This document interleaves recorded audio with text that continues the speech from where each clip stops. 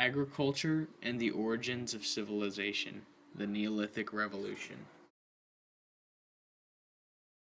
There was nothing natural or inevitable about the development of agriculture.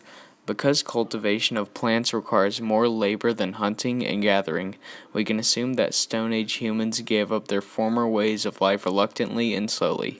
In fact, peoples such as the Bushmen of southwest Africa still follow them today.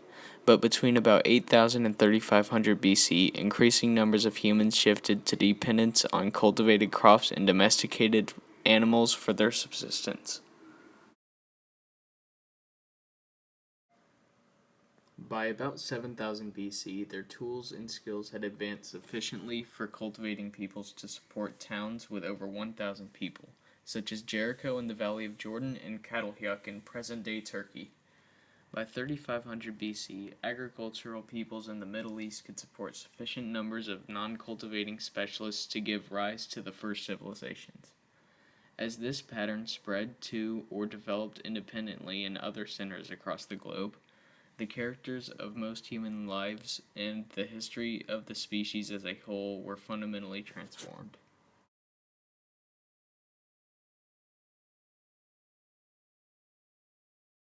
The spread of the Neolithic Revolution. The greater labor involved in cultivation and the fact that it did not at first greatly enhance the people's security or living standards caused many bands to stay with the long-tested subsistence strategies. Through most of the Neolithic period, sedentary agricultural communities coexisted with more numerous bands of hunters and gatherers, migratory cultivators, and hunters and fishers. Even after sedentary agriculture became the basis for the livelihood of the majority of humans, hunters and gatherers and shifting cultivators held it out in many areas of the globe.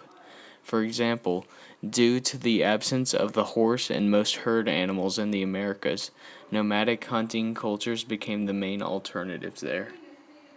In the era of the Neolithic Revolution, roughly 8,000 to 5,000 BC, agriculture was far from the dominant mode of support for human societies, but those who adopted it survived and increased, and passed their techniques of production to the other peoples.